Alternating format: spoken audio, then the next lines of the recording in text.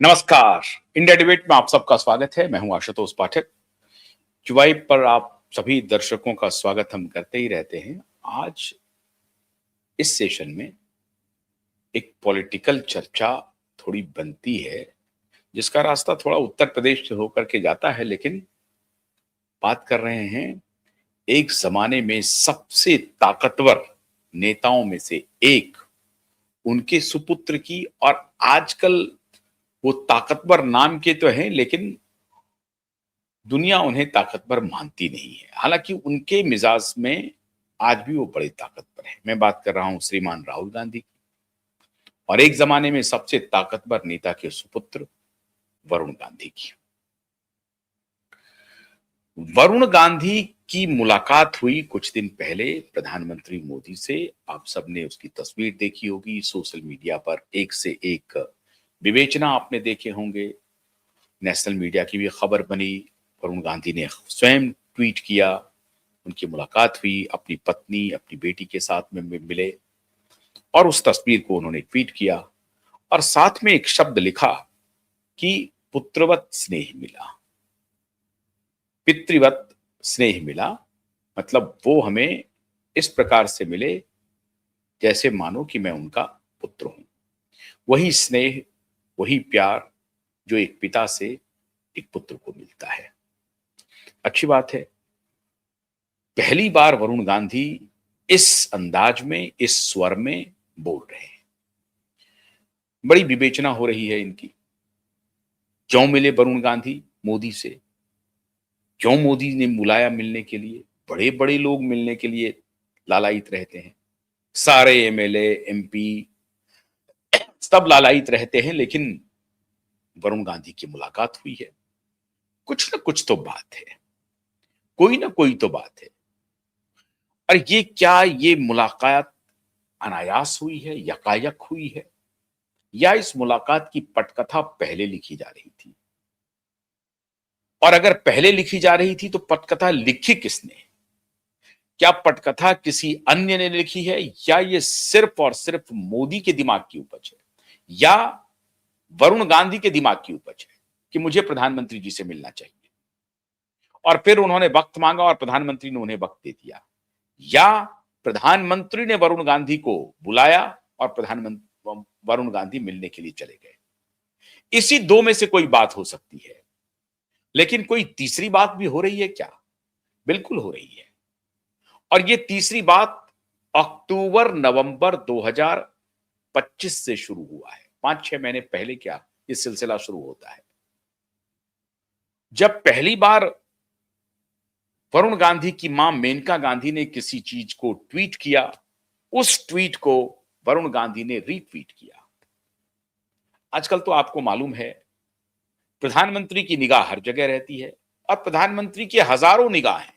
मतलब प्रधानमंत्री सिर्फ प्रधानमंत्री ही देखते रहते हैं कौन सा ट्विटर कौन सा ट्वीट कर रहा है, कौन सा ट्विटर हैंडल एक्स पोस्ट पे कौन सा पोस्ट आ रहा है। ऐसा नहीं है, प्रधानमंत्री खुद भी देखते रहते हैं। लेकिन प्रधानमंत्री की हजारों लोगों की टीम है, सैकड़ों की तो टीम है ही है, देश भर में, दुनिया भर में, जो इस पर नजर रखती है कि पीएम के ट्वीट को लेकर के कोई बात हुई है क्या, कोई कुछ कह रहा है क्या, पीएम को कोई टैग कर रहा है क्या, अगर टैग कर रहा है तो कौन लोग टैग कर रहे हैं। हजारों ऐसे पोस्ट होते हैं प्रत्येक दिन जिसमें पीएम को टैग किया जाता है, तो क्यों टैग किया जाता है? या किसी ने प्रधानमंत्री की तारीफ में, कैबिनेट मिनिस्टर हो और जो बाकी जो मिनिस्टर हो, एमएलए हो, एमपी हो, देश भर के, भारतीय जनता पार्टी को हो, अन्य पार्टी के हों, वो कोई रेफरेंस में कोई पोस्ट लिख रहे हैं क्या प्रधानमंत्री के? इस सब की पूरी स्क्रूटनी होती है, इस सब का पूरा जायजा लिया जाता है एवरी डे। उसमें कोई नुकसान नहीं है। प्रधानमंत्री तक सूचनाएं पहुंचनी चाहिए, और सूचना पहुंचाने के जितने स्रोत हैं, सब पर अगर प्रधानमंत्री की नजर है तो यह अच्छी बात है। कम से कम उन तक सूचनाएं पहुंच तो जाती हैं। तो कहा जा रहा है कि अक्टूबर नवंबर का एक पोस्ट था जिसको रीट्वीट किया वरुण गांधी ने, और वहीं से जिसमें कि मोदी जी की थोड़ी बहुत तारीफ थी, वहीं से मामला थोड़ा सा पलटना शुरू हुआ।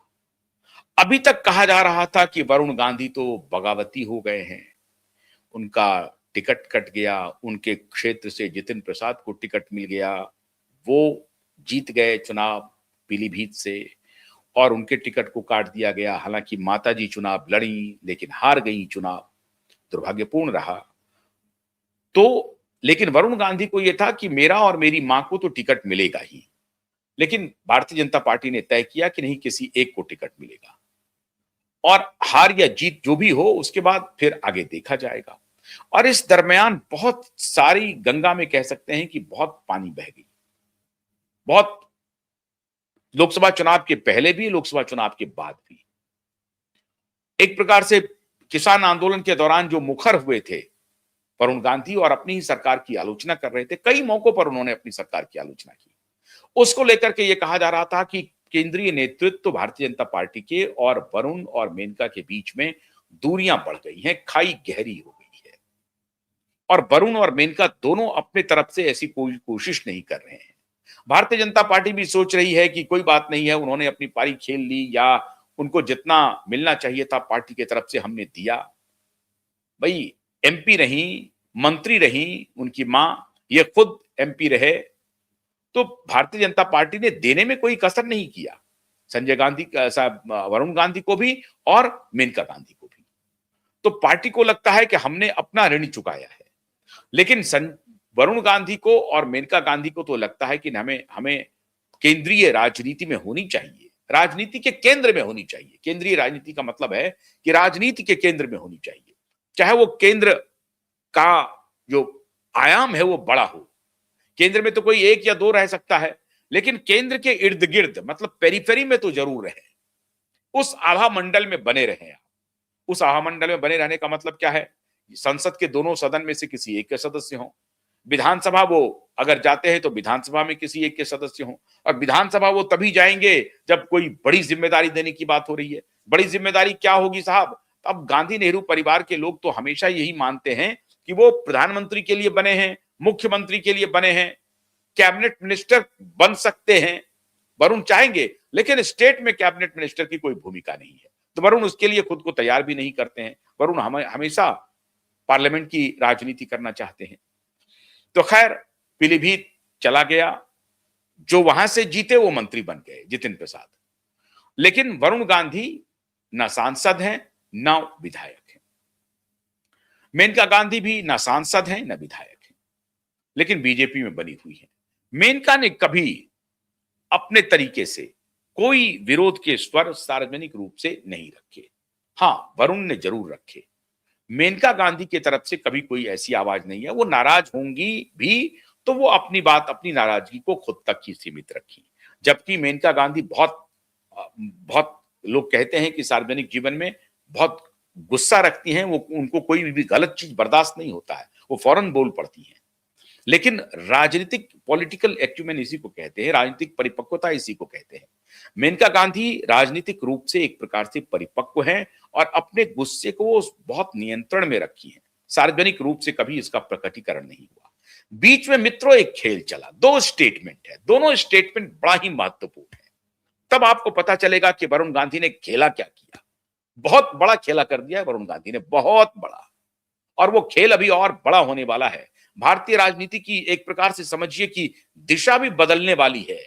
आप जितना सहज इस मुलाकात को मानते हैं, उतनी सहज ये मुलाकात नहीं है। बहुत सोच समझ करके मोदी ने वरुण से मुलाकात की है और वरुण को वक्त दिया है, पूरे परिवार के साथ वरुण को बुलाया है। ये बहुत सोची समझी रणनीति का हिस्सा है। वो क्या है वो मैं आगे बताऊंगा, लेकिन दो स्टेटमेंट की मैं चर्चा करना चाहता हूं। एक स्टेटमेंट आता है, वो कुछ दिन पहले आपको याद होगा, दाढ़ी वाली फोटोग्राफ होगी हमारे श्रीमान राहुल गांधी की, भारत जोड़ो यात्रा कर रहे थे और उस दौरान राहुल गांधी ने दाढ़ी नहीं अपना सेव किया तो दाढ़ी बढ़ गई।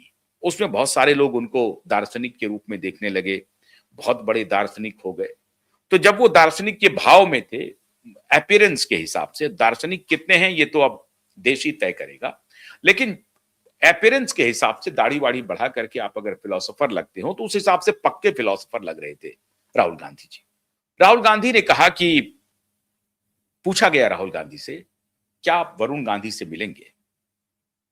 कहा मिलने में कोई आपत्ति नहीं है, वो मेरे छोटे भाई हैं, मुलाकात में कोई दिक्कत नहीं है। क्या वरुण गांधी कांग्रेस पार्टी ज्वाइन करेंगे? राहुल गांधी ने कहा कि मुझे नहीं मालूम। फिर उन्होंने कहा कि देखिए, हमारी उनकी मुलाकात नहीं हो सकती। जिस तरह से वरुण गांधी ने आरएसएस के ऑफिस में जाना कबूल किया, आरएसएस को गले लगाया, हमारी विचारधारा उनसे नहीं मिलती है। जो व्यक्ति आरएसएस के दफ्तर चले जाए, आरएसएस की विचारधारा को गले लगा ले, उन्हें मैं गले नहीं लगा सकता। अब ये क्या बात हुई, मुझे समझ में नहीं आई। आप सभी कह सकते हैं कि पॉलिटिकल स्टेटमेंट है और आरएसएस से नफरत करते हैं, आरएसएस की फिलॉसफी को वो मानते नहीं हैं, स्वीकार नहीं करते हैं। ये सारी बातें एक तरफ है। सच्ची बात यह है कि राहुल गांधी इस मामले में डरपोक हैं, निहायत डरपोक हैं। उनको वरुण की काबिलियत मालूम है, भारी पड़ेंगे। जब संजय गांधी थे तब भारी थे राजीव गांधी के ऊपर, पब्लिकली भारी थे। अगर संजय गांधी होते तो राजीव गांधी राजनीति में आते भी नहीं, और अगर राजीव गांधी राजनीति में नहीं आते तो आप समझिए राहुल गांधी का क्या होता। ये पक्की बात मान के चलिए। और अगर संजय गांधी होते तो संजय गांधी ही संजय गांधी होते, संजय गांधी ही कांग्रेस होती। इस तरह का संजय गांधी का व्यक्तित्व था। कांग्रेस का मतलब इंदिरा नहीं, कांग्रेस का मतलब संजय गांधी हो गया होता। कल एक नया ड्रामा शुरू हुआ है, उसे भी आप आनंद लीजिए। मणि और दिग्गी आजकल एक पॉडकास्ट कर रहे हैं। पॉडकास्ट तो मणिशंकर अय्यर का है, दिग्गी राजा उसमें गए थे। दिग्गी राजा आकलन कर रहे थे पुराने कांग्रेस का, और उसमें वो कह रहे थे कि कांग्रेस संगठन के रूप में कैसे डेसिमेट हो गई। नेताओं का तो वर्कर है, लेकिन कांग्रेस का कोई वर्कर नहीं है। वो कह रहे थे कि माधवराव सिंधिया का वर्कर था, मेरा वर्कर था, कमलनाथ का वर्कर था, अर्जुन सिंह का वर्कर था। तो सभी नेताओं के वर्कर थे, मतलब नेताओं के चमचे थे। वर्कर क्या कह रहे हैं, नेताओं के चमचे थे, लेकिन कांग्रेस का कोई वर्कर नहीं है। इस तरह से कांग्रेस पार्टी को दिग्विजय सिंह ने डिफाइन किया। ये पॉडकास्ट है, आप देख सकते हैं, मणिशंकर अय्यर के साथ उन्होंने पॉडकास्ट किया है। और मणिशंकर अय्यर पता नहीं किस दुनिया में जी रहे हैं। वो खुद को कहते हैं कि मैं ब्राह्मण हूं लेकिन नास्तिक हूं। तो मैं, आप ब्राह्मण ही खुद को क्यों कहते हैं? क्यों कहते हैं आप ब्राह्मण हैं? आपकी अगर इसमें कोई आस्था ही नहीं है जाति में, तो फिर ब्राह्मण क्यों कहते हैं आप? कहते हैं कि मैं ब्राह्मण हूं लेकिन नास्तिक हूं। और फिर वो एक नैरेटिव देते हैं कि ये हिंदू मुस्लिम गंगा जमुनी तहजीब मित्रता की बात वो करते हैं। खैर कोई बात नहीं है, ये उनको करने का अधिकार है, उनको जरूर करना चाहिए। लेकिन दिग्विजय सिंह बहुत अच्छी बात कह रहे हैं कांग्रेस पार्टी के बारे में कि नेताओं के वर्कर जरूर हैं, कांग्रेस का कोई वर्कर नहीं है। मतलब कांग्रेस की विचारधारा का, कांग्रेस के लिए डेडिकेटेड अब वर्कर नहीं है, जो अपने घर से पैसा खर्चा करके, अपने घर से खाना खा करके, अपने घर का आटा दाल गीला करके कांग्रेस के लिए काम करे। ऐसा कोई वर्कर नहीं है, और ये स्थिति पूरे देश भर की है। उस पार्टी के नेता कह रहे हैं कि आरएसएस के दफ्तर में जाने की वजह से वरुण गांधी को हम गले नहीं लगा सकते, इसलिए हमारे और उनके रास्ते अलग हैं। दूसरा स्टेटमेंट है, वरुण गांधी से पूछा गया कि क्या आप राहुल गांधी से मिलेंगे, क्या आप प्रियंका गांधी से मिलेंगे, क्या आप कांग्रेस ज्वाइन करेंगे? वरुण गांधी का स्टेटमेंट देखिए कितना परिपक्व है। वो कहते हैं कि मेरे लिए मेरी मां मेरी गुरु हैं, वही मेरी राजनीतिक गुरु हैं और वही मेरी वास्तविक गुरु भी हैं, जीवन की भी गुरु हैं। अगर मां नहीं होती तो वरुण नहीं होता।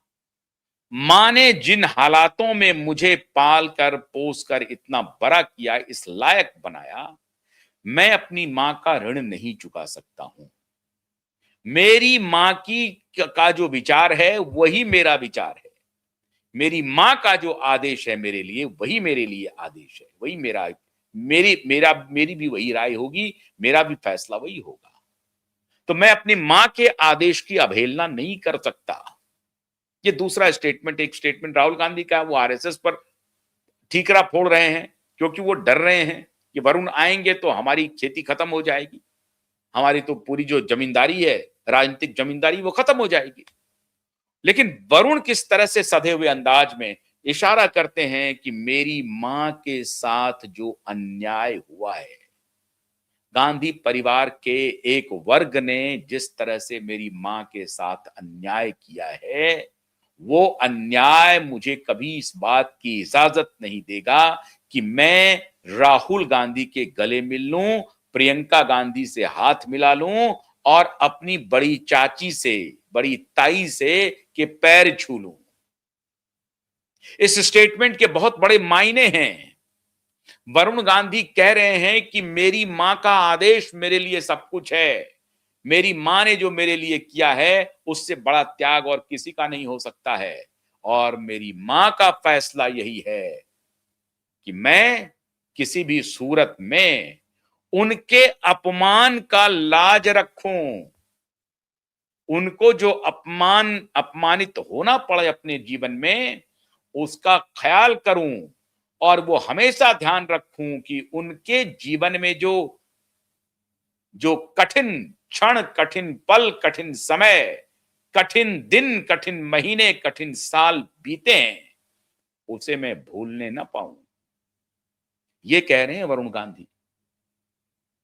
और इसलिए वो कह रहे हैं कि सवाल ही नहीं उठता है दूर दूर तक।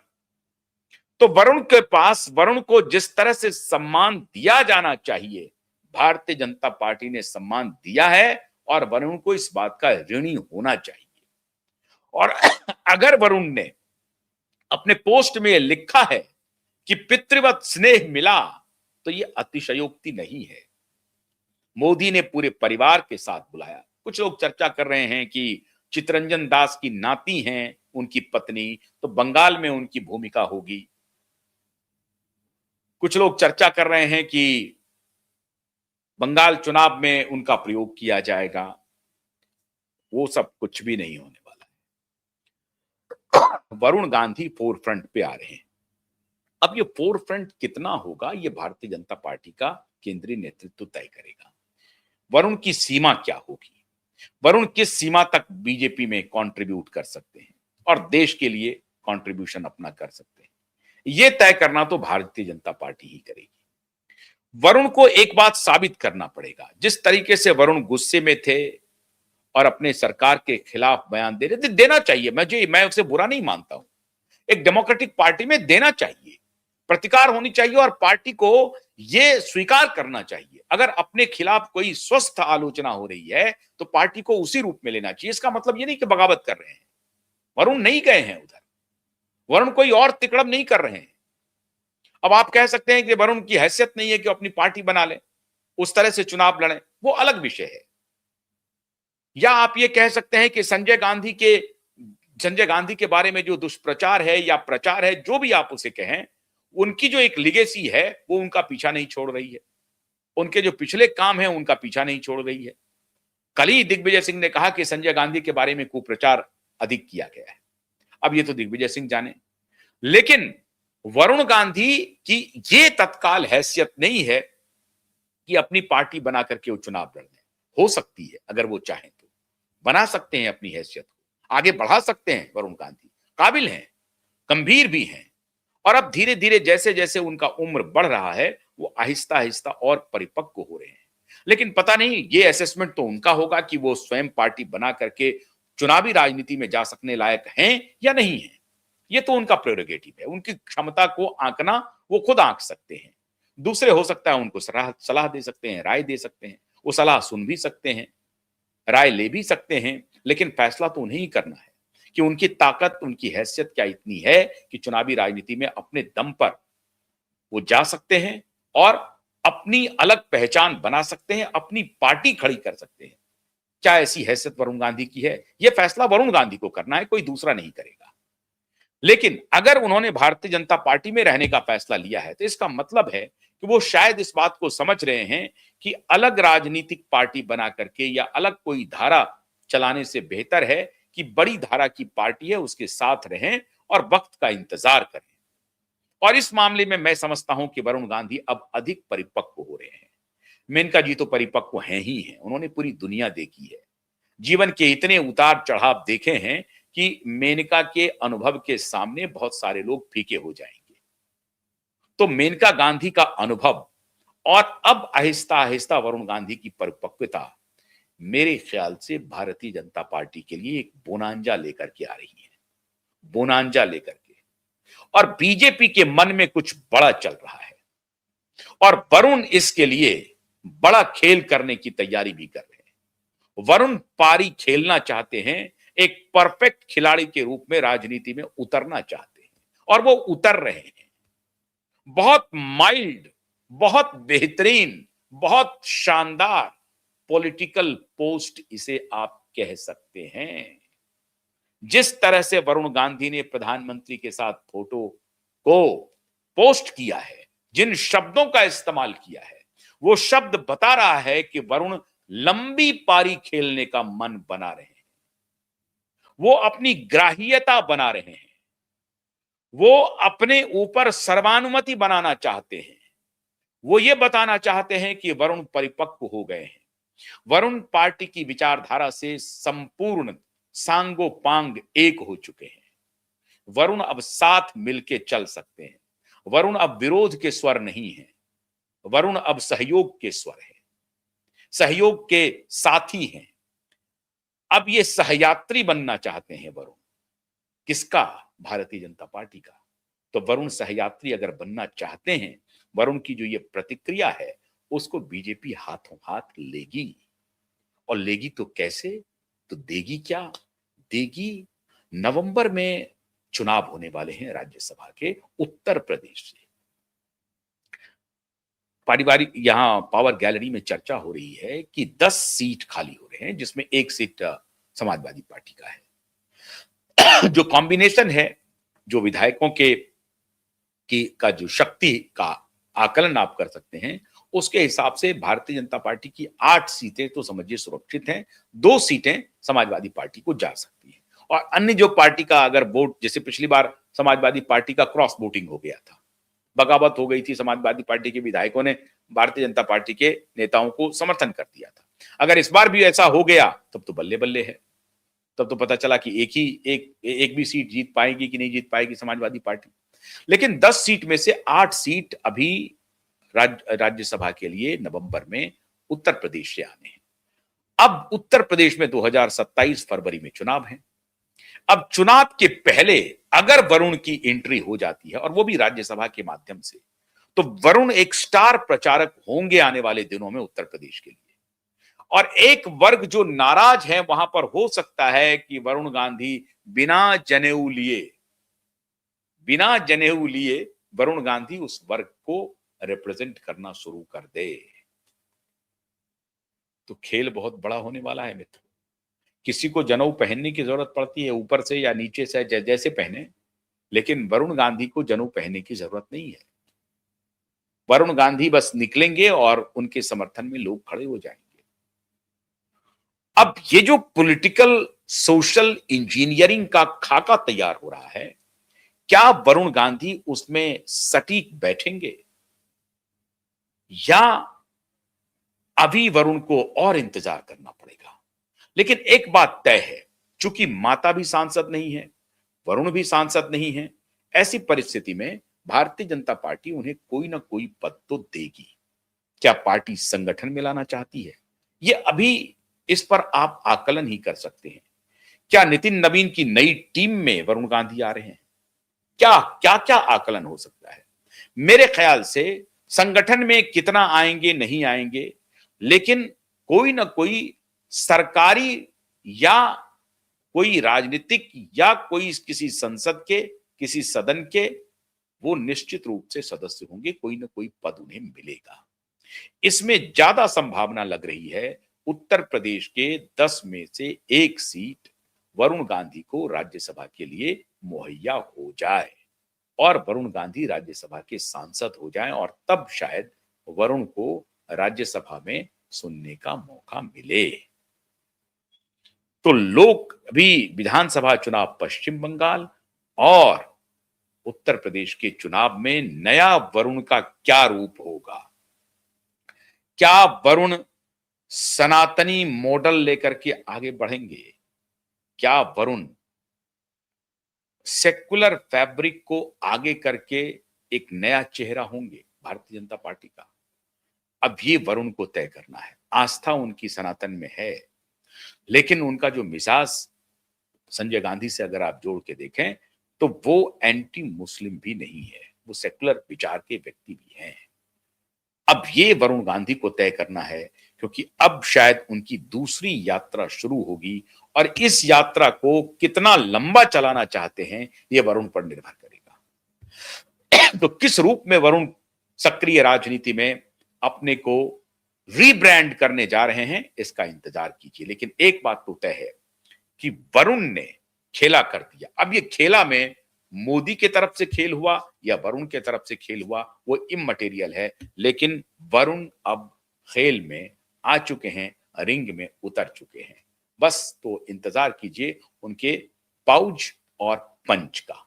कब पाउच होगा, कब पंच होगा, उसका इंतजार कीजिए। बहुत बहुत शुक्रिया। नमस्कार।